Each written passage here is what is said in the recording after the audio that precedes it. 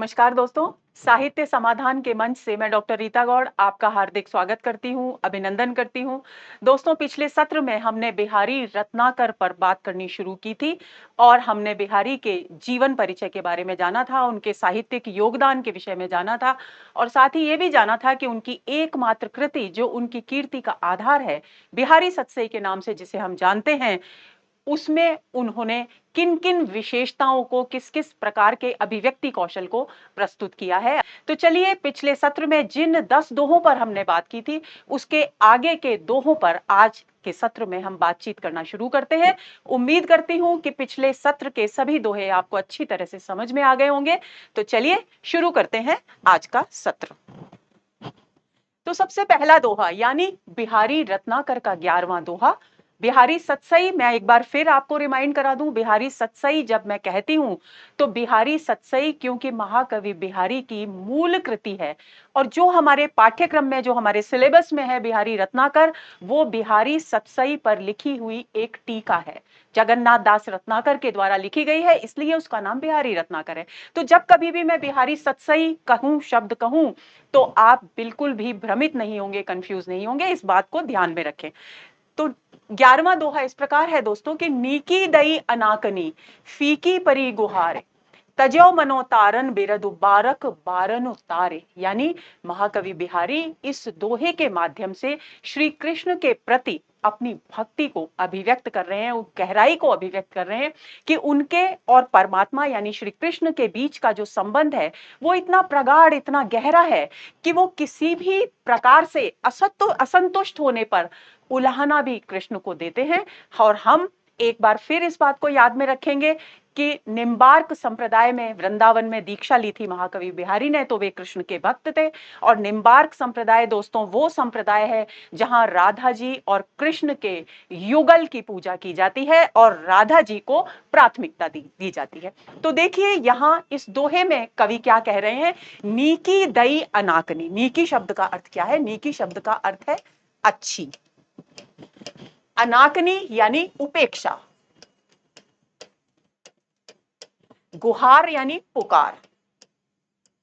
यानी इस पंक्ति का अर्थ क्या हुआ कि आपने, हे प्रभु, हे परमात्मा, हे श्री कृष्ण, आपने मुझे अच्छी उपेक्षा दी है, मेरे प्रति इतना तिरस्कार का, इतना उपेक्षा का व्यवहार रखा है। अनाकनी यानी उपेक्षा का व्यवहार रखा है, यानी मेरी किसी भी बात को वो आप सुन ही नहीं रहे हैं। क्यों उपेक्षा लग रही है कवि को? इसलिए लग रही है क्योंकि वे अपने उद्धार के लिए निरंतर कृष्ण से गुहार कर रहे हैं, यानी पुकार पुकार कर अपने उद्धार की बात कह रहे हैं, प्रार्थना कर रहे हैं, लेकिन उस प्रार्थना का कोई असर नहीं पड़ रहा। उनकी सारी पुकार, उनकी सारी प्रार्थना फीकी पड़ती जा रही है। तो यहां कवि अपने आराध्य को उलाहना दे रहे हैं और क्या कह रहे हैं कि हे प्रभु, क्योंकि मैं आपसे अपने उद्धार की जो भी पुकार कर रहा हूं, आप उसे अनसुनी कर रहे हैं, उसके प्रति उपेक्षा का भाव बरत रहे हैं, क्योंकि मेरी पुकार आप सुन नहीं रहे हैं, मेरा उद्धार हो ही नहीं रहा है। मैं निरंतर अब भी भव सागर में उसी तरह से फंसा हुआ हूं जैसे कि पहले था। तो मुझे प्रभु ऐसा लगता है, कैसा लगता है कवि को, तज्यो मनो तारन बिरद बारक बारन उतारे, कि मुझे ऐसा लगता है मानो बारन यानी गज, कि गज का यानी हाथी का उद्धार करने के बाद एक बार, बारक यानी एक बार हाथी का उद्धार करके मानो आपने तारनहार का जो विरुद्ध था, ये उपाधि थी, तारनहार यानी उद्धारकर्ता, तारनहार यानी उद्धारकर्ता की बिरद यानी उपाधि को त्याग ही दिया है, मुझे ऐसा प्रतीत होता है। अब देखिए यहां पर गज के उद्धार की जो बात की गई है, पौराणिक प्रसंगों में, श्रीमद् भागवत महापुराण में और भी अन्य कई पुराणों में एक प्रसंग आता है जहां गज और ग्राह का प्रसंग है, जिसमें ऐसा माना जाता है कि एक बार एक नदी में पानी पीने के लिए हाथी गया और वहां उसे किसी मगरमच्छ के द्वारा पकड़ लिया गया और उस मगरमच्छ ने इतनी कस करके उस गज यानी हाथी के पैर को पकड़ा और उसे जल में खींचने लगा कि हाथी जोर जोर से चिल्लाने लगा। हाथी ने बहुत कोशिश की अपने आप को मुक्त कराने की, लेकिन वो ग्राह यानी मगरमच्छ के बंधन से, उसकी जकड़न से अपने आप को आजाद नहीं करा सका। जब सारे प्रयास उसके असफल हो गए तो उसने नारायण को पुकारा यानी श्री कृष्ण को पुकारा, और श्री कृष्ण यानी नारायण तत्काल हाथी का उद्धार करने के लिए आए और उन्होंने वहां सुदर्शन चक्र से हाथी ग्राह को यानी मगरमच्छ पर वार किया और गज का उद्धार किया। तो उस प्रसंग की बात यहां पर कवि कर रहे हैं और कह रहे हैं कि मुझे ऐसा प्रतीत होता है प्रभु कि आपने हाथी का एक बार उद्धार करने के बाद जो तारनहार का जो विरुद्ध प्राप्त किया था, जो उपाधि प्राप्त की थी, उसे मानो त्याग ही दिया है। अगर त्यागा नहीं होता तो मेरी पुकार आपके कानों तक पहुंचती और आप मेरा भी उद्धार करते। देखिए भावार्थ, कवि भगवान को उपालम देते हुए कह रहे हैं कि हे नाथ, आपने तो मेरे प्रति पूर्ण उपेक्षा भाव अपना रखा है, क्योंकि अपने उद्धार के लिए की गई मेरी प्रार्थना आपके कानों तक पहुंचती ही नहीं।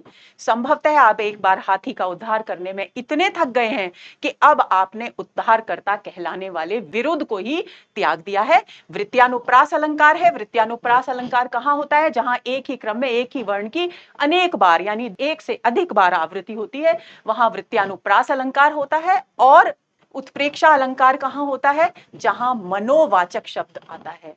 मनो मानो जनहु जनु, तो यहां मनोवाचक शब्द का प्रयोग किया जा रहा है, तो उत्प्रेक्षा अलंकार है। और बारक बारनु जो है, विरुद्ध बारक बारनु ब वर्ण की आवृत्ति हो रही है, तो वृत्यानुप्रास अलंकार है। तो इस बात का आप ध्यान रखेंगे। तो चलिए अगले दोहे पर चलते हैं। चितई ललचौहे चखनु, डट घूंघट पट माह, छलसों चली छवाई के, छिनक छबीली छाह। अब देखिए, मैंने आपसे पहले सत्र में चर्चा की थी कि बिहारी का एक एक दोहा एक लघु कथा है। उनका कोई भी दोहा ऐसा नहीं है जहां पर एक विस्तृत प्रसंग उसकी पृष्ठभूमि में मौजूद ना हो। तो यहां भी एक प्रसंग है कि नायक नायिका को देखता है और उस पर आसक्त हो जाता है, और अपनी ये जो आसक्ति है, अपना जो ये प्रेम भाव नायिका का के प्रति उसके हृदय में उत्पन्न हो गया है, उसे नायिका की सखी के सामने अभिव्यक्त करता है। अब देखिए क्या कहता है। चितई ललचौहे चखन, ललचौहे यानी ललचाए नेत्रों से, ललचाए, चखन यानी नेत्र आंखें, चक्षु, चक्षु का तद्भव है चखनु, डटे यानी लगातार एकटक, घूंघट पट यानी घूंघट के पट मतलब वस्त्र, घूंघट के पट वस्त्र के माह यानी अंदर से। यानी आप इस बात को ऐसे समझ लेंगे दोस्तों कि नायिका ने घूंघट डाल रखा है और घूंघट का जो कपड़ा है, जो वस्त्र है, वो पारदर्शी है। तो उस पारदर्शी घूंघट के अंदर से उसका चेहरा दिख रहा है कि वो कितनी सुंदर है नायिका, ये भी दिखाई दे रहा है। और उस पारदर्शी घूंघट के अंदर से वो चितई यानी देखती है। किसको देखती है? नायक को देखती है। और कैसी दृष्टि से देखती है? ललचाई दृष्टि से, डट यानी रुक कर एकटक लगातार नायक की ओर देखती है। छलसों चली छुपाए के, और इस दौरान नायिका जब देखती है नायक को, तो इस दौरान नायक उसके रूप सौंदर्य को देखकर उस पर आसक्त हो जाता है, जबकि उसे उसका सौंदर्य कहां से दिखाई दे रहा है? घूंघट के पारदर्शी वस्त्र के अंदर से दिखाई दे रहा है, लेकिन फिर भी वो उसके आकर्षण में बंध जाता है। और वो उस नायिका की सखी के सामने अपनी भावनाएं व्यक्त करते हुए कहता है कि उस पल मैंने जब नायिका के उस सुंदर मुख को घूंघट के पारदर्शी वस्त्र के अंदर से देखा, तो मुझे ऐसा प्रतीत हुआ कि उसने छिनक यानी क्षण भर में, छबीली यानी सुंदर, छाह यानी आकृति का आभास। छाया जैसे वास्तविक नहीं होती, लेकिन हमारी परछाई जो होती है, जैसे वो वास्तविक नहीं होती, हम उसमें वास्तविक रूप से मौजूद नहीं होते, लेकिन प्रतिछवि होती है। उसी तरह से वो कह रहे हैं कि जब मैंने उसके सुंदर मुख को देखा तो मुझे ऐसा लगा कि क्षण भर में जैसे वह अपनी सुंदर आकृति की बड़ी चतुराई से, छल का मतलब वैसे छल कपट यानी धोखा देना होता है, लेकिन यहां पर छल नहीं है, वो छल नहीं है, यहां पर है बड़ी चतुराई से। बड़ी चतुराई से उसने मुझे क्षण भर में ही अपनी सुंदर प्रतिछवि का छुवाए यानी स्पर्श करा दिया। अब कहने का मतलब क्या है, व्यंजित भाव क्या है? व्यंजित भाव ये है दोस्तों कि मैंने तो उसके सौंदर्य का स्पर्श मात्र अनुभव किया, लेकिन उस स्पर्श मात्र से मैं उसके प्रति इतना अधिक आकर्षित हो गया हूं, उसके प्रेम में इतना डूब गया हूं कि अब मुझे लगता है कि मुझे पूर्ण स्पर्श प्राप्त करना चाहिए, यानी मेरे हृदय में नायिका के पूर्ण स्पर्श की भावना उत्पन्न हो गई है। भावार्थ देखते हैं। नायक को देखकर नायिका के द्वारा की गई अनुरागोत्पादक चेष्टाएं, अनुरागोत्पादक चेष्टाएं यानी प्रेम भाव नायक के मन में उत्पन्न करने वाली जो उसकी चेष्टाएं हैं, दृष्टि से देखना और जो चेहरे पर उसके भाव आ रहे हैं, वो सब अनुरागोत्पादक चेष्टाएं हैं। को देखकर नायक नायिका की सखी से कह रहा है कि नायिका ने मुझे घूंघट में से ललचाई हुई आंखों से अपलक यानी बिना पलक झपकाए एकटक लगातार देखा और वह चतुराई से अपनी छबीली छां अर्थात रूप का स्पर्श कराकर, छबीली छां यानी अपने सुंदर रूप का स्पर्श कराकर चली गई। उस स्पर्शाभास से प्राप्त परम सुख के कारण मेरा मन अब पूर्ण स्पर्श का सुख प्राप्त करने के लिए व्याकुल हो उठा है। और यहाँ वृत्यानुप्रास अलंकार है, 6 वर्ण की देखिए, 1 2 3 4 और 5 बार आवृत्ति हुई है और एक ही क्रम में पहले नंबर पर ही हुई है। तो इसका मतलब है कि वृत्यानुप्रास अलंकार का सौंदर्य यहाँ मौजूद है। आगे चलते हैं। जोग जगत जुगति, जोग जुगति सिखये सबे, मनो महामुनि मैन, चाहत पिय अद्वैतता कानन सेवन नैन। अब देखिए यहां पर प्रसंग क्या है, नायक ने नायिका को देखा है और नायिका अब युवती हो चुकी है। तो युवती होने के बाद उसके शरीर में, उसके व्यक्तित्व में जो परिवर्तन आया है, उसमें से सबसे ज्यादा आकर्षण उसके नेत्रों में उत्पन्न हुआ है। तो नायिका के नेत्रों में जो आकर्षण उत्पन्न हुआ है, उसके आकर्षण जाल में नायक बंध गया है। तो इस दृष्टि, इस परिवर्तन की ओर नायिका की सखी उसका ध्यान आकर्षित करती है और कहती है कि हे सखी, कौन कह रही है? नायिका से नायिका की अंतरंग सखी कह रही है। वो कह रही है कि हे सखी, जब से तुम युवती हुई हो, जब से तुमने यौवन में कदम रखा है, तो तुम्हारे नेत्र विस्तृत हो गए हैं। अब नेत्र क्योंकि विस्तृत हो गए हैं, तो नायिका की सखी कहती है कि मुझे तुम्हारे इन विस्तृत नेत्रों को देखकर ऐसा लग रहा है मानो महामुनि मैन मतलब कामदेव, महामुनि कामदेव ने योग युक्ति, योग साधना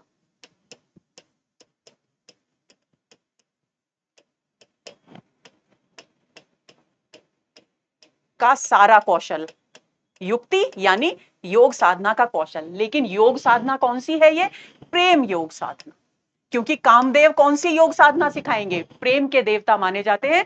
तो प्रेम योग की साधना के सारा का सारा जो कौशल है, वो मानो कामदेव रूपी महामुनि ने, कामदेव नामक महामुनि ने तुम्हें सिखा दिया है, तुम्हारे नेत्रों को सिखा दिया है। क्योंकि तुम्हारे नेत्र जितने अधिक यौवन के आगमन के कारण विस्तृत हुए हैं, उतनी ही उनमें चंचलता भी आ गई है, उनमें तुम्हारे हृदय के हाव भाव भी प्रतिबिंबित होने लगे हैं। अब क्या? चाहत पिए अद्वैतता, और ऐसा प्रतीत होता है उसमें इतना प्रेम, इतना सौंदर्य समा गया है तुम्हारे नेत्रों में कि ऐसा दिखाई देता है कि मानो वे प्रियतम से मिलन, अद्वैतता, अद्वैत मतलब द्वैत का भाव जहां समाप्त हो जाए, यानी प्रियतम से मिलन। तो प्रियतम से मिलने की चाहत में वे नेत्र तुम्हारे कानन यानी कानों तक विस्तृत हो गए हैं, कानों तक पहुंच गए हैं। भाव क्या है? भाव यह है कि तुम्हारे नेत्रों का विस्तार हो गया है और नेत्रों में स्थित भावनाओं का विस्तार हो गया है। अब एक अर्थ तो यह है, दूसरा अर्थ, क्योंकि इसमें श्लिष्ट पद है, श्लेष अलंकार है, यहां पर कानन में श्लेष अलंकार है, तो कानन का मतलब है वन। दूसरा अर्थ क्या है? एक तो है कान और दूसरा इसका अर्थ है वन।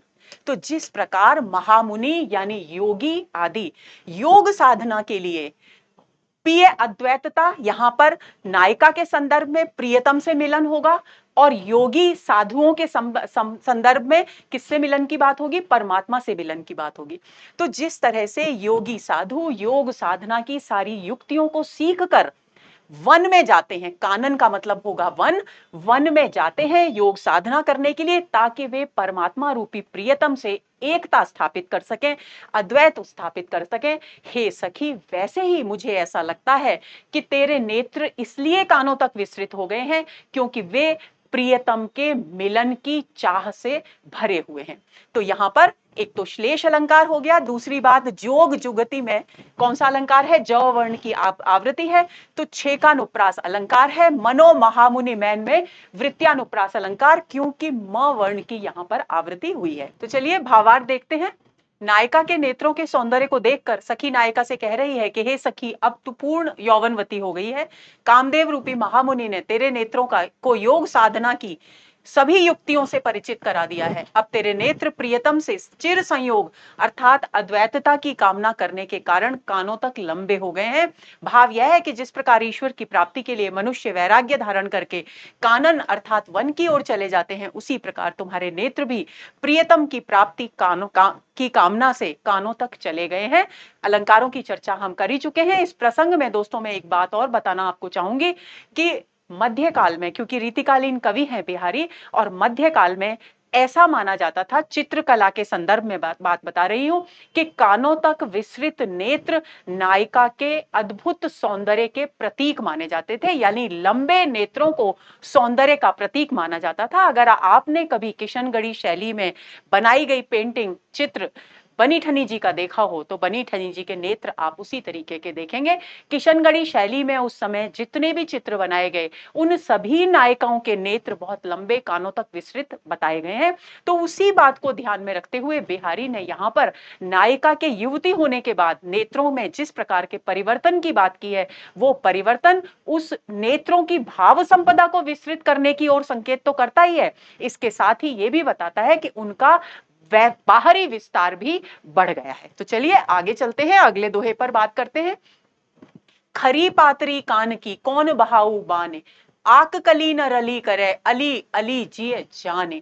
तो अब देखिए दोस्तों, यहां पर प्रसंग ये है कि नायिका को ये भ्रम हो गया है, ये शंका हो गई है कि नायक किसी दासी के प्रेम जाल में फंस गया है, और जब उसे ये पता चलता है तो वो उस बात पर विश्वास कर लेती है और नायक से मान कर लेती है, यानी रूठ जाती है। नायक नायिका को मनाने की बहुत कोशिश करता है, लेकिन जब वो असफल होता है तब वो नायिका की जो अंतरंग सखी है उसे अपने हृदय की बात बताता है। तो सखी नायक के संदेश को लेकर के नायिका के पास जाती है और उसको समझाती हुई उससे क्या कहती है, वो इस दोहे में बिहारी ने स्पष्ट किया है। बिहारी कवि कहते हैं कि नायिका की सखी नायिका से कहती है कि हे सखी, खरी पातरी कान की, कि तू तो कान की, खरी पातरी कान की यानी कान की कच्ची है। खरी मतलब बहुत, कान की बहुत कच्ची है। कान की बहुत कच्ची होने का अर्थ क्या है? कान की बहुत कच्ची होने का अर्थ है कि किसी भी बात पर, कि कोई भी व्यक्ति कोई बात कहे, उस पर बिना सोच विचार किए, उसके पक्ष और विपक्ष के विषय में सोचे बिना सहज रूप से सरल भाव से उसकी बात को सत्य मान लेना, उस पर विश्वास कर लेना। यानी सखी किस बात की ओर संकेत कर रही है कि तुझे किसी से, हे सखी, ये सूचना मिली कि नायक किसी दासी के प्रेम जाल में फंस गया और तूने बिना सोचे समझे उस बात पर विश्वास कर लिया, यानी हे सखी, तू कान की बहुत कच्ची है। कौन बहाऊ बाने, बाने का मतलब है ये तेरी प्रकृति यानी स्वभाव, तेरा ये जो स्वभाव है ये तुझे बहा देने वाला है। बहा देने वाला यानी व्यंजित भाव क्या हुआ? नष्ट करने वाला, तुझे नष्ट कर देने वाला है। क्यों? क्योंकि तू इस बात पर विश्वास करते समय ये भूल गई कि कोई भी अली, अली अली दो बार आया है, यमक अलंकार है क्योंकि अर्थ अलग अलग है। इस अली का अर्थ है भ्रमर यानी भंवरा, और इस अली का अर्थ है सखी। तो हे सखी, तूने अपने हृदय में इस बात को सोचा ही नहीं कि कोई भी भंवरा आक कली यानी आंकड़े की कली, कली के साथ रली यानी विहार, यानी प्रेम के आनंद में नहीं डूबता।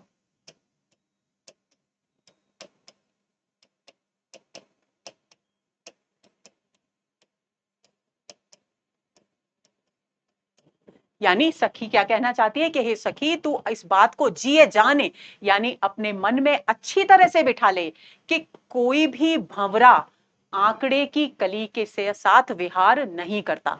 आंकड़े की कली किस बात की ओर संकेत करती है? इसका व्यंजना क्या है? निम्न स्त्री, यानी नीच स्त्री, यानी दासी। तो नीच स्त्री के साथ, निम्न वर्ग की स्त्री के साथ कोई भी उच्च कुल में उत्पन्न व्यक्ति, यानी भ्रमर, भ्रमर यानी उच्च कुल में उत्पन्न व्यक्ति,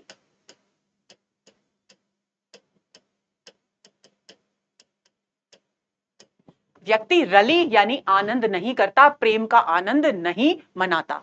आगे चलते हैं, भावार्थ देखते हैं। माननी नायिका को समझाने के लिए उसका पति नायिका की सहेली को भेजता है।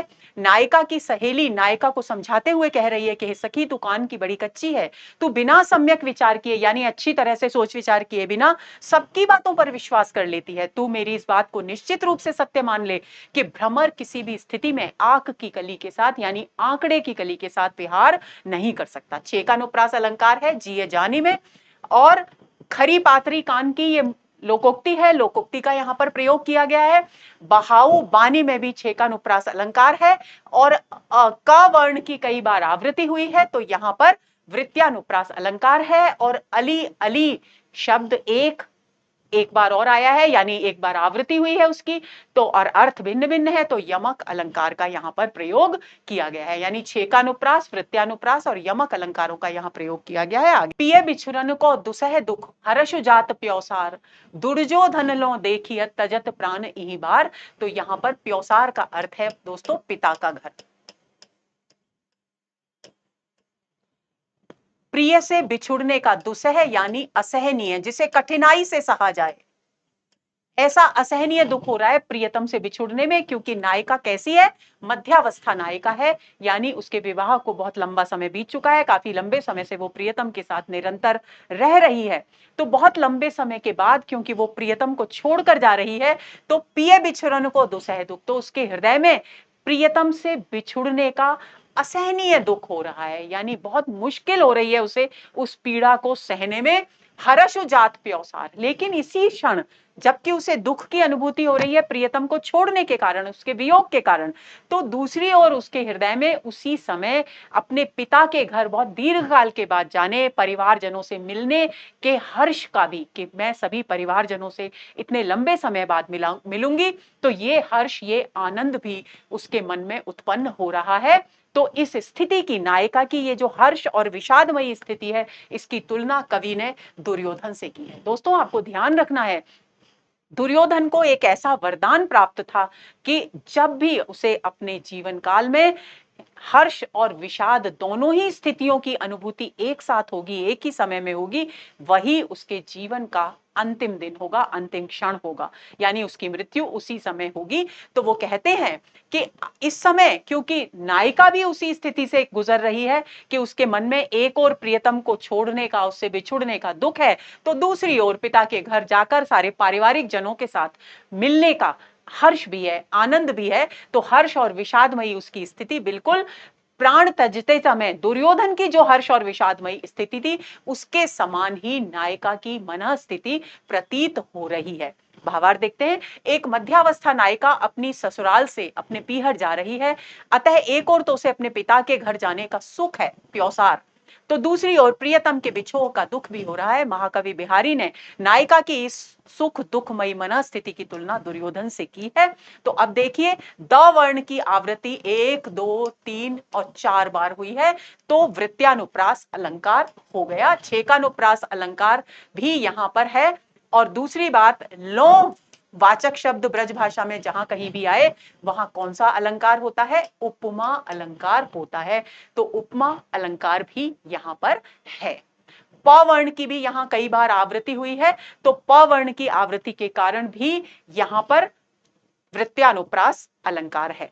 आगे चलते हैं, झीने पट में झुलमुली झलकते ओप अपार सुरतर की मनु सिंधु में लसते सपल्लव डार। देखिए, कवि नायिका का वर्णन कर रहे हैं। कौन सी नायिका है? वासक सज्जा नायिका है। वासक सज्जा नायिका का मतलब क्या होता है? जो विभिन्न प्रकार की वेशभूषा और आभूषण धारण करके आनंदित होती है, मुग्ध होती है, उसे वासक सज्जा मुग्धा नायिका कहते हैं। तो उसका वर्णन यहां पर किया जा रहा है। नायिका ने पारदर्शी वस्त्र पहन रखे हैं और पारदर्शी वस्त्रों में से उसका जो सुंदर शरीर दिखाई दे रहा है, उसके सौंदर्य की तुलना महाकवि बिहारी ने कल्प वृक्ष की पत्तों से युक्त शाखा से की है।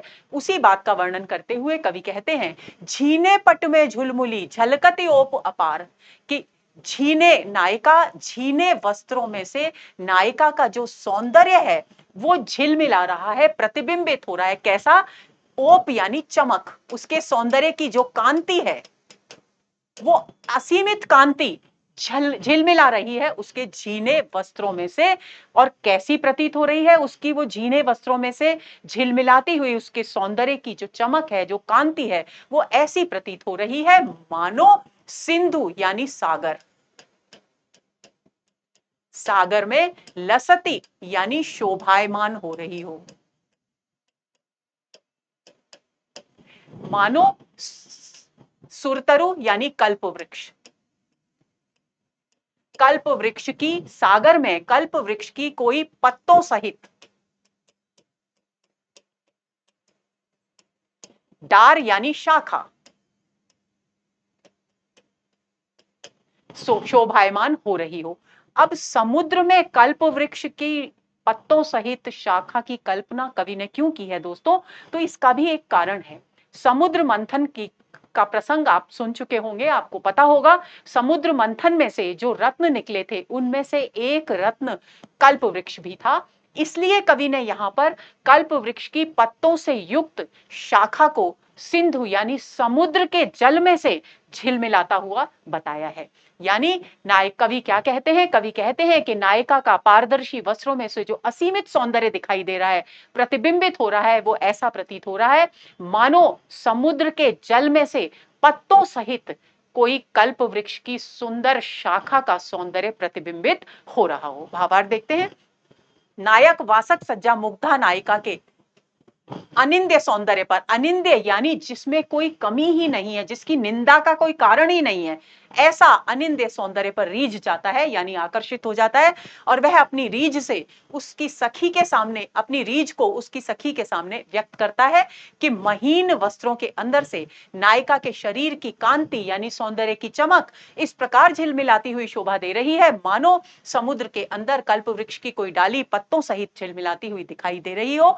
तो वृत्यानुप्रास अलंकार है दोस्तों, क्योंकि झ वर्ण की यहां पर कई बार आवृत्ति हुई है, तो वृत्यानुप्रास अलंकार है। ओप अपार में अवर्ण की एक से अधिक बार आवृत्ति हुई है तो छेकानुप्रास अलंकार है। और मनुवाचक शब्द आ गया है तो उत्प्रेक्षा अलंकार का यहां पर प्रयोग किया गया है। आगे चलते हैं। डारे ठोड़ी गाढ़ गहे नैन बटोही मारे चिलक चौंध में रूप ठग हांसी फांसी डार। अब नायिका बहुत सुंदर है, अत्यंत रूपवती है और नायक उसके सौंदर्य को देखकर उसकी ओर आकर्षित हो गया है। उसी को सांग रूपक अलंकार के माध्यम से कवि बिहारी ने इस दोहे में अभिव्यक्त किया है।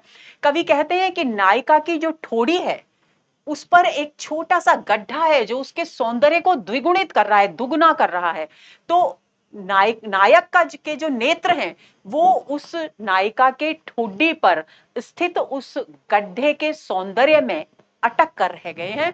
तो नैन मानो नेत्र जो हैं वो क्या है? नेत्र रूपी राहगीर, नेत्र रूपी राहगीर, बटोही यानी राहगीर यानी पथिक, यानी नायिका जा रही थी, नायक भी जा रहा था, नायक भी पथिक है। और चलते चलते नायक की दृष्टि कहां पड़ी? नायिका की ठोडी के उस गड्ढे में पड़ी। तो उसको देखकर, क्योंकि उसके नेत्र बटोही हैं, नेत्र पथिक पथिक है, नेत्र कौन है? राहगीर हैं, तो वो उसके सौंदर्य में उस ठुड्डी के गड्ढे में अटक करके रह गए। तो कवि क्या कहते हैं? कवि कहते हैं कि रूप यानी सौंदर्य रूपी ठग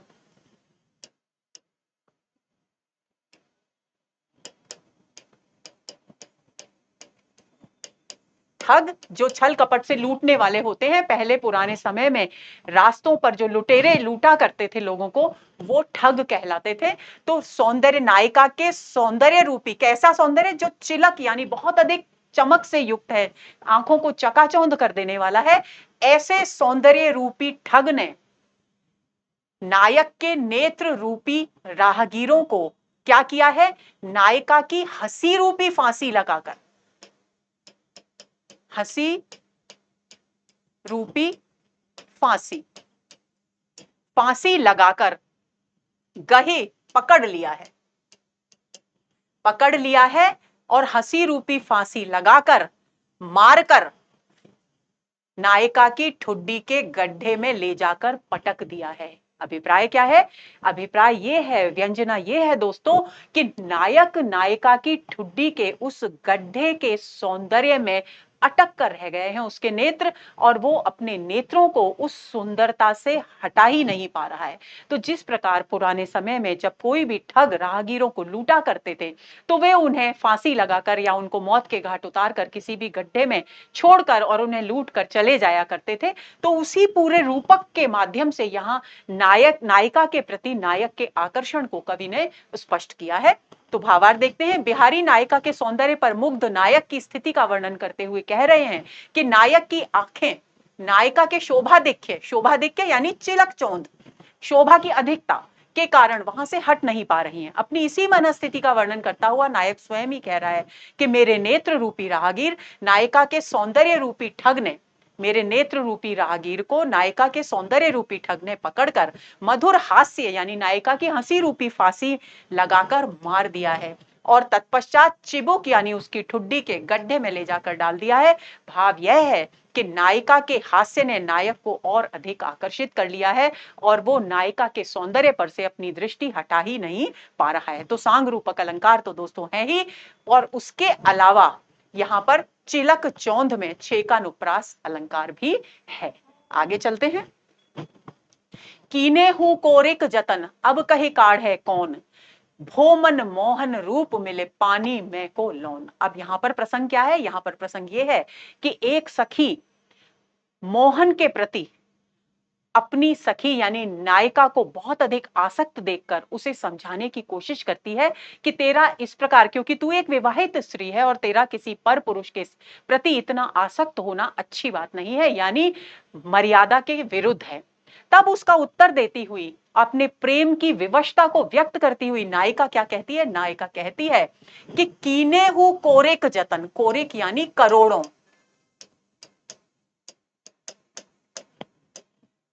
जतन यानी प्रयत्न।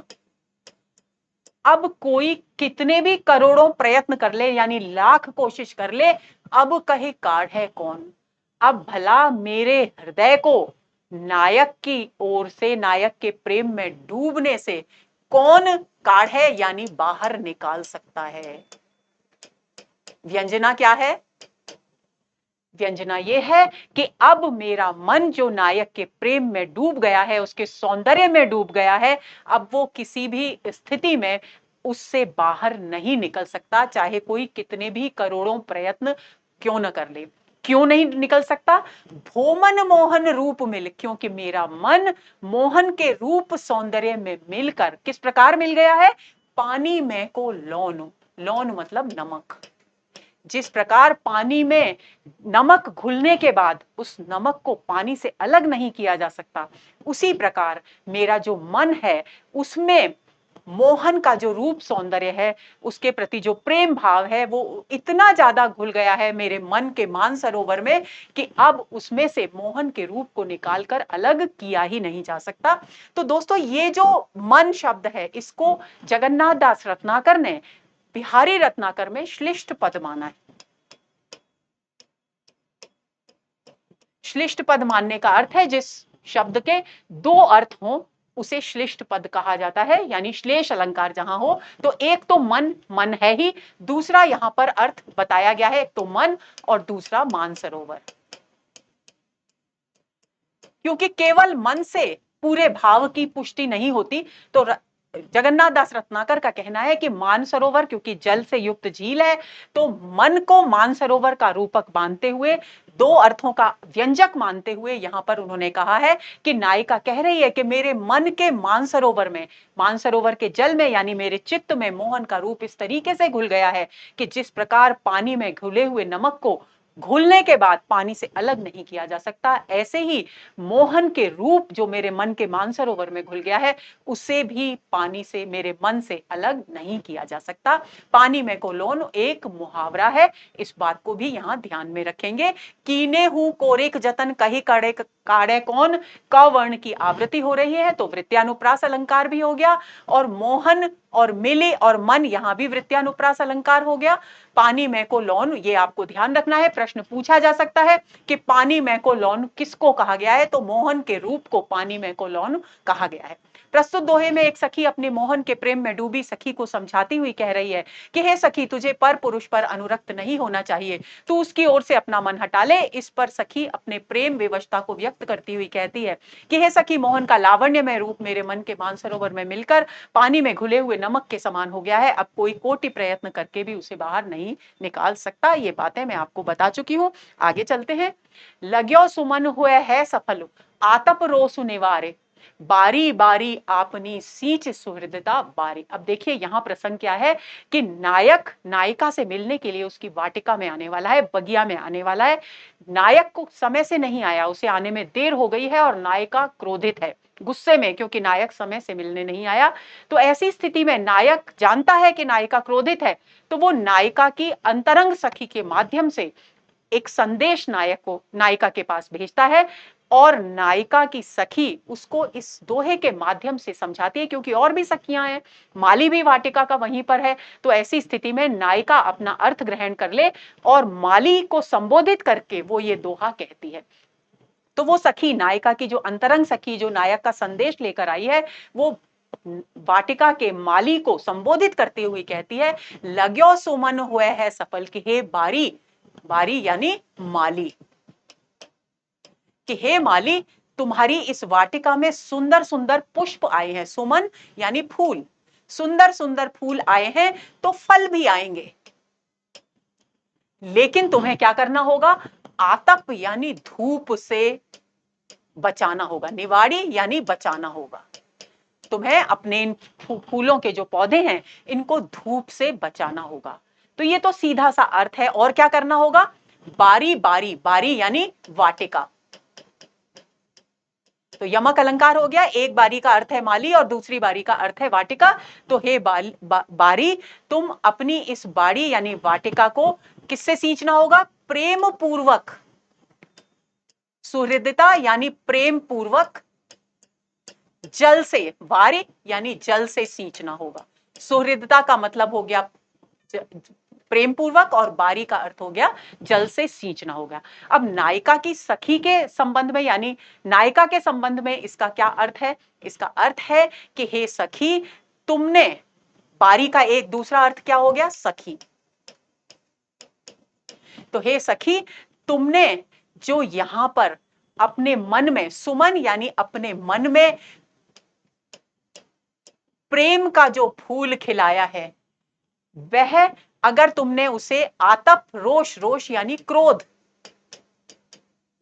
गुस्से और क्रोध की धूप से अगर उसे बचा लिया, तो निश्चित रूप से तुम्हारा ये जो प्रेम है वो सफल होगा, यानी उसका परिणाम अच्छा निकलेगा और वो स्थायी होगा। इसलिए हे सखी, तू इस बात को समझ ले कि तुझे अपनी प्रेम की वाटिका, यहां वाटिका वैसे साधारण अर्थ माली के अर्थ में वाटिका, लेकिन यहां तुझे अपनी प्रेम की वाटिका को सुहृदता बारी यानी मित्रता के, प्रेम की मित्रता के जल से निरंतर सींचना होगा। तो इस प्रकार इसका भावार्थ देखते हैं। बिहारी के इस दोहे में एक नायक नायिका को पत्र के माध्यम से संतोष और धैर्य बंधाता हुआ कह रहा है कि हे बालिका, तेरी वाटिका में जो सुमन अर्थात प्रेम के जो पुष्प लगे हुए हैं वे किसी न किसी दिन अवश्य ही फलित होंगे, किंतु इसके लिए तुझे अपनी वाटिका को सुहृदता अर्थात प्रेम पूर्ण मित्रता के जल से सिंचित करना होगा और उसे क्रोध की धूप से दूर रखना होगा। तो देखिए, बारी बारी में यमक अलंकार भी है और श्लेष अलंकार भी है, क्योंकि हर बारी के अर्थ अलग अलग हैं। और सुहृदता बारी में रूपक अलंकार है, आतप रोष में रूपक अलंकार है। तो इस प्रकार यहाँ श्लेष, रूपक और यमक अलंकारों को कवि ने सुंदर प्रयोग किया है। आगे चलते हैं, अगले दोहे पर आते हैं। अजो तर्योना ही रहो श्रुति सेवत एक रंग, नाक बास बेसर लयो बस मुकुतन के संग। तो ये पूरा का पूरा ये दोहा बहुत ही महत्वपूर्ण है दोस्तों। इसमें वैसे भी अलंकार संबंधी प्रश्न भी इसमें पूछे जाते हैं। तो इसमें तर्योना, श्रुति, नाक, बेसर और मुक्तन, ये सारे जो शब्द हैं, 1, 2, 3, 4 और 5, पांचों शब्दों के दो दो अर्थ हैं, यानी श्लेष अलंकार है इस दोहे में। तर्योना का एक अर्थ तो है कान का आभूषण,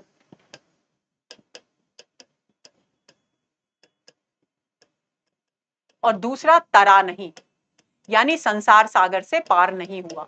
श्रुति का एक अर्थ है कान और दूसरा अर्थ है वेद शास्त्र। मुक्तन का एक अर्थ है मोती और दूसरा अर्थ है मुक्त आत्माएं।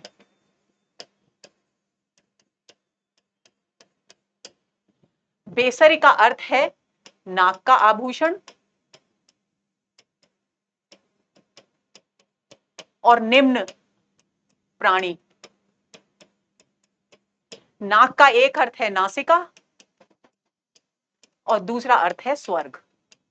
तो इस प्रकार प्रत्येक शब्द के यहां पर दो दो अर्थ हैं। अब अर्थ क्या हुआ? कवि कहते हैं कि वे व्यक्ति, वे वेद पाठी व्यक्ति जो एकरंग यानी एकनिष्ठ भाव से श्रुति यानी वेदों का अध्ययन करते रहे, लेकिन क्योंकि उनकी सारी बुद्धि किसमें लगी रही? वेद शास्त्रों के अध्ययन में लगी रही, तो वे वेद शास्त्रों का एकनिष्ठ लगातार अध्ययन करने के बाद भी तर्यो ना, संसार सागर से पार नहीं उतर सके। कैसे नहीं उतर सके? जिस प्रकार तर्योना जो आभूषण है वो निरंतर कानों की सेवा करता रहा एक भाव से, तो कानों के सौंदर्य को ही बढ़ाता रहा, तो कान तक ही वो सीमित रहा। उसी प्रकार वेद शास्त्रों का अध्ययन करने वाले व्यक्ति निरंतर वेद शास्त्रों के अध्ययन में लगे रहे, लेकिन फिर भी वे संसार सागर से पार नहीं उतर सके।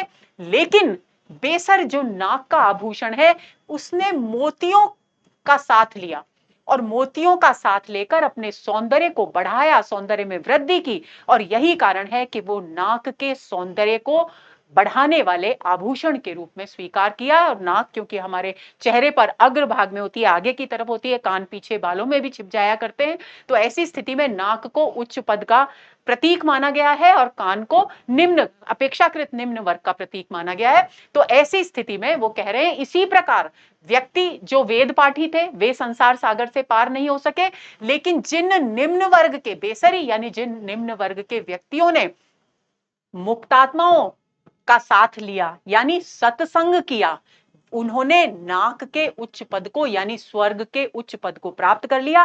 व्यंजना क्या है? व्यंजना यह है कि उन्होंने मुक्ति प्राप्त कर ली।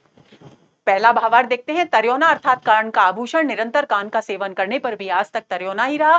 भाव यह है कि कानों में पीछे ही पड़ा रहा, आगे नहीं जा सका। नाक आगे और कान पीछे है, किंतु बेसरी अर्थात नाक का आभूषण जिसमें मोती लटकता रहता है, उसके मोतियों के साथ रहने से नाक का पद अर्थात कान की अपेक्षा उच्च पद प्राप्त कर लिया। आगे चलते हैं, दूसरा भावार्थ देखते हैं। बिहारी कहते हैं कि निरंतर एकनिष्ठ भाव से वेद का पाठ करने वाला व्यक्ति संसार सागर से अपना उद्धार नहीं कर सका, यानी पार नहीं उतर सका अथवा स्वर्ग प्राप्त करने में असफल रहा, किंतु साधारण मनुष्य ने जीवन मुक्त पुरुषों का सत्संग प्राप्त कर स्वर्ग प्राप्त कर लिया। आपको ध्यान रखना है कि इस दोहे में न केवल श्लेष अलंकार का सुंदर प्रयोग है, बल्कि सत्संगति का महत्व भी बताया गया है। ये बात आपको ध्यान में रखनी है। श्लेष अलंकार और प्रत्यानुप्रास अलंकार है। आगे चलते हैं। जम कर मुंह तर हरि पर्यो, इहि धर हरि चित लाओ, विषय त्रषा परे हरि अजो, नर हरि के गुण गाओ। ईश्वर के गुणगान के महत्व को इस दोहे में बिहारी ने बताया है। वे कहते हैं कि हे मनुष्य, तू अपनी इस सांसारिक स्थिति के प्रति जागरूक हो जा। क्यों जागरूक हो जा? क्योंकि तुझे ये ध्यान रखना है कि तू जम करे यानी यम रूपी, करी यानी हाथी, यम रूपी हाथी के मुंह के तरहरे यानी नीचे पड़ा हुआ है, यानी तेरा जीवन क्षण भंगुर है, एक दिन मृत्यु तेरी निश्चित है। तो जब तेरी मृत्यु ही निश्चित है तो तुझे क्या करना चाहिए? तुझे अपने इस जीवन की क्षण भंगुरता को, इस जीवन की नश्वरता को ध्यान में रखकर धर हरि ईश्वर के भजन में मन लगाना चाहिए। चित लाओ यानी मन लगाना चाहिए। और क्या करना चाहिए? विषय तृषा, विषय वासनाओं की तृषा यानी तृष्णा को परिहरे यानी त्याग कर। आज से ही अजो, आज से ही नर हरि के गुणगान करने चाहिए, यानी नारायण भगवान का गुणगान करना चाहिए। इस दोहे में कवि बिहारी सांसारिक विषय वासनाओं में लिप्त मनुष्य को चेतावनी दे रहे हैं। वे कह रहे हैं कि हे संसारी मनुष्य, तू यमराज रूपी हाथी के मुख के नीचे पड़ा हुआ है, जहां से बच पाना दुष्कर है। अतः तू इस स्थिति को ध्यान में ला और अब भी विषय वासना और तृष्णा को त्याग कर भगवान का गुणगान करना प्रारंभ कर दे। रूपक अलंकार जमकरी मुंह में है। वृत्यानुप्रास और छेकानुप्रास अलंकार आप देख रहे हैं। देखिए, धरहरि, तरहरि, परहरि, नरहरि, तो कितना सुंदर शब्द संयोजन है, इस बात की तरफ आप ध्यान देंगे। गुण गाओ में छेकानुप्रास अलंकार है। आगे चलते हैं। पलन पीक अंजनु अधर, धरे महावरु भाल, आज मिले सुभली करी, भले बने हो लाल। इस दोहे में कवि ने उस स्थिति का वर्णन किया है जबकि नायक पर स्त्री रमण करके लौटा है, यानी किसी दूसरी स्त्री के साथ रात बिता करके लौटा है, और उसकी पूरी वेशभूषा जो है उसे देखकर नायिका समझ जाती है कि वह किसी अन्य स्त्री के साथ रात बिता कर लौटा है। क्यों? क्योंकि उसकी पलकों पर पान की पीक लगी हुई है। पलन यानी पलकों पर, पीक यानी पान की पीक,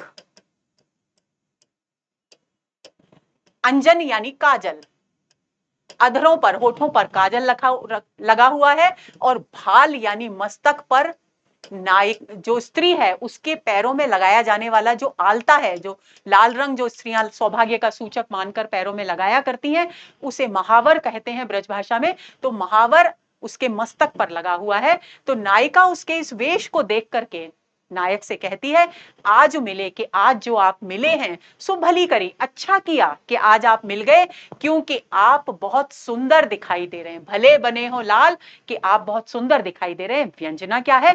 व्यंजना ये है कि नायिका कटाक्ष करती है, ताना कसती है उसके ऊपर कि आपके इस आज के वेश को देखकर मुझे सहज ही अनुमान हो रहा है कि आप परस्त्री रमण करके लौटे हैं। नायिका कहती है कि प्रियतम, आपके पलकों पर पीक, अधरों पर काजल और मस्तक पर महावर शोभायमान है। आज बड़ा शुभ दिन है कि आपने दर्शन दिए, वास्तव में आप बड़े सुंदर लग रहे हैं। व्यंग्यार्थ यह है कि नायिका अपने प्रियतम से कहती है कि हे प्रियतम, आज आप रंगे हाथों पकड़े गए हैं। पर श्री रमण के सभी चिन्ह स्पष्ट रूप से दिखाई दे रहे हैं। पलकों में पर स्त्री के मुख की पीक लगी हुई है, अधरों पर काजल लगा है और मस्तक पर महावर है। ये सभी चिन्ह यह प्रमाणित कर रहे हैं कि आप किसी प्रौढ़ा परकीया स्त्री के साथ रमण करके आए हैं। छेकानुप्रास अलंकार है। आगे चलते हैं। लाज गर्भ आलस उमग, भरे नैन मुस्कात, रात रमी रति देत कहे, औरे प्रभा प्रभात। अब नायिका सुबह उठी है तो उसका सौंदर्य दुगना दिखाई दे रहा है। तो उसकी सखी उसके उस सौंदर्य को रात्रि में प्रियतम के साथ बिताए गए प्रेम के पलों का परिणाम मानकर उससे कहती है कि हे सखी, तेरे जो नेत्र हैं, ये तेरे जो मुस्कुराते हुए नेत्र हैं, इनमें क्या है? लज्जा भी है, गर्व भी है, गर्व यानी गर्व भी है, आलस्य भी है और उमंग भी है।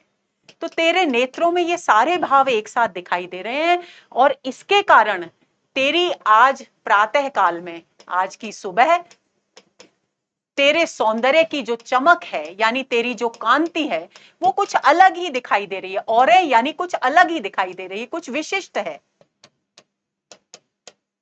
कुछ विशिष्ट है। क्यों? क्योंकि तेरा ये पूरा का पूरा, तेरे नेत्रों में जो भाव दिखाई दे रहे हैं, ये सभी भाव इस बात को स्पष्ट कर रहे हैं कि रात्रि में तूने अपने प्रियतम के साथ बहुत प्रेमपूर्ण समय व्यतीत किया है। भावार्थ देखते हैं। एक सहेली नायिका से कहती है कि सखी, यद्यपि तू पति के साथ अपने रात्रि रमण की स्थिति का वर्णन नहीं कर रही है, क्योंकि सखी छिपा रही है, किंतु तेरे लाज, गर्व, आलस्य और उमंग से भरे हुए नेत्र मुस्कुराकर सब कुछ बता रहे हैं। इससे तेरी शोभा अनिर्वचनीय है। अनिर्वचनीय शोभा का मतलब मतलब क्या है? जिसे शब्दों के द्वारा, वचन के द्वारा अभिव्यक्त नहीं किया जा सकता, ऐसे सौंदर्य को अनिर्वचनीय सौंदर्य कहा जाता है और मोहक प्रतीत होने लगी है। छवि की यह अनिर्वचनीय मोहकता स्पष्ट कह रही है कि तू रात्रि भर विपरीत रति क्रीड़ा में निमग्न रही है। 6 का अनुप्रास अलंकार है। राते रमी रति में तो वृत्यानुप्रास अलंकार है और प्रभा प्रभात में 6 का अनुप्रास अलंकार है। आगे चलते हैं।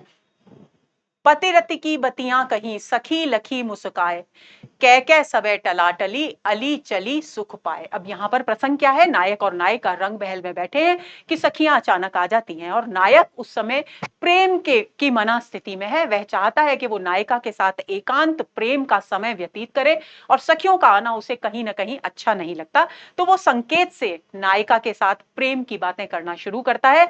नायिका उसका इशारा समझ जाती है और अपनी सखियों को इशारा करती है, उनकी ओर देखकर मुस्कुराती है।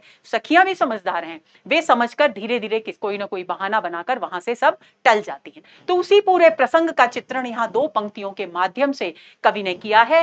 दोस्तों, हर एक दोहा जिसे हम पढ़ रहे हैं, कवि बिहारी की कल्पना की समाहार शक्ति और भाषा की समास शक्ति का अद्भुत उदाहरण है, भूलना नहीं है आपको। अर्थ देखते हैं। पति रति की बतियां कही, क्योंकि पति ने रति यानी प्रेम की बातें कहनी प्रारंभ की, तो सखी लखी मुस्काए, नायिका ने सखियों की तरफ लखी यानी मुस्कुराकर देखा। कै सबे टलाटली, इशारा मुस्कुराहट, अपनी सखी की मुस्कुराहट का अर्थ यानी नायिका की मुस्कुराहट का अर्थ सभी सखियां समझ गईं और कै सबे टलाटली, कोई ना कोई बहाना करके सब वहां से टल गईं। अली चली सुख पाए, और सब तब अली यानी सखी ने सुख प्राप्त किया, यानी प्रेम का सुख प्राप्त किया। बिहारी कह रहे हैं कि नायक और नायिका रंग महल में बैठे विनोद कर रहे थे कि सखियां आ गईं। नायक ने नायिका से रति की बातें करना प्रारंभ कर दिया। नायिका भी चतुर थी, अतः वह अपनी सखियों की ओर देखकर मुस्कुरा दी। सखियां भी नायिका की ही भांति चतुर थी, अतः वे भी रति रहस्य के संकेत को समझ गई और बड़ी प्रसन्नता से धीरे धीरे कोई ना कोई बहाना लगाती हुई वहां से उठकर चल दी। वृत्यानुप्रास अलंकार है और पुनरुक्ति प्रकाश अलंकार है। कै में पुनरुक्ति प्रकाश अलंकार है और सुख और सखी सबे, इनमें वृत्यानुप्रास अलंकार है। आगे चलते हैं। तो पर वारों उर्वशी, सुनि राधिके सुजान, तू मोहन के उर्वशी, हुए उर्वशी समान। बहुत ही प्रसिद्ध दोहा है बिहारी का। यमक अलंकार, इसमें अक्सर इस पर प्रश्न पूछा जाता है कि इस प्रस्तुत पंक्तियों में कौन सा अलंकार है, तो यमक अलंकार का बहुत सुंदर उदाहरण है कि उर्वशी शब्द अनेक बार आया है और अर्थ अलग अलग है, 3 बार आया है, और क्योंकि शब्द को तोड़कर भी लिखा गया है तो सभंग पद यमक अलंकार है। तो राधिका के मन में एक बार ये वहम हो जाता है कि श्री कृष्ण के ने अपने हृदय में किसी और को बसा लिया है, किसी और स्त्री को स्थान दे दिया है। अब उनके लिए उनके हृदय में कोई स्थान नहीं रहा। जब कृष्ण को इस बात का पता चलता है, राधा की इस मनस्थिति का पता चलता है, तो वे उनसे कहते हैं कि हे राधिके सुजान, हे चतुर राधिके, तो पर बारों उर्वशी, तुझ पर मैं स्वर्ग की उर्वशी नामक अप्सरा न्यौछावर कर सकता हूं। यानी तू मेरे लिए, मैं तुझसे इतना अधिक प्रेम करता हूं कि मैं तुझ पर उर्वशी जो स्वर्ग की अप्सरा है उसे भी न्यौछावर कर सकता हूं। तू मोहन के उर्वशी, और तू इस बात को निश्चित मान ले कि तू मोहन के हृदय में बसी हुई है। उर मतलब हृदय, में बसी मतलब बसी हुई है। कैसे? उर्वशी समान, एक गले में पहना जाने वाला आभूषण उर्वशी कहलाता है।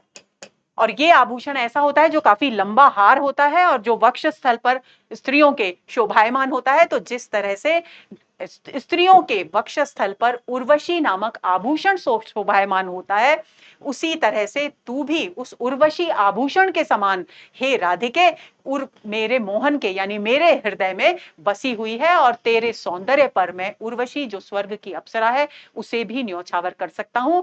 व्यंजना क्या है? व्यंजना ये है कि मेरे हृदय में तुम इस कदर बसी हुई हो हे राधा कि तुम्हारा स्थान कोई अन्य ले ही नहीं सकता। भावार्थ देखिए, राधिका के श्री कृष्ण को अन्य रथ मानकर मान करने पर श्री कृष्ण उन्हें मनाते हुए कहते हैं कि हे सुजान राधिके, तुम यह समझ लो कि मैं तुम्हारे रूप सौंदर्य पर उर्वशी जैसी सुंदर अप्सरा को भी न्यौछावर कर सकता हूँ। कारण यह है कि तुम मेरे हृदय में उसी प्रकार निवास करती हो जिस प्रकार उर्वशी नामक आभूषण हृदय में निवास करता है। व्यंजना यह है कि तुम्हारे हृदय में बसे होने पर किसी और के बसने की संभावना ही नहीं है, और यमक अलंकार का ये बहुत अच्छा उदाहरण है। तो दोस्तों, ये हुआ हमारा आज का दूसरा सत्र, जिसमें हमने बिहारी रत्नाकर के 11 से लेकर 25 दोहों पर बातचीत की, और ये दोहे फर्स्ट ग्रेड और सेकंड ग्रेड के पाठ्यक्रम में समान रूप से प्रस्तावित है। तो उम्मीद करती हूं कि इस सत्र के माध्यम से आपकी बिहारी संबंधी सारी समस्याएं सुलझ गई होंगी, आपको एक एक दोहा अच्छी तरह से समझ में आ गया होगा। अगले सत्र में हम बिहारी रत्नाकर पर आधारित 70-75 प्रश्नों पर बातचीत करेंगे, ताकि हम बिहारी को अच्छी तरह से समझ लें। तब तक इंतजार में रहिए। नमस्कार।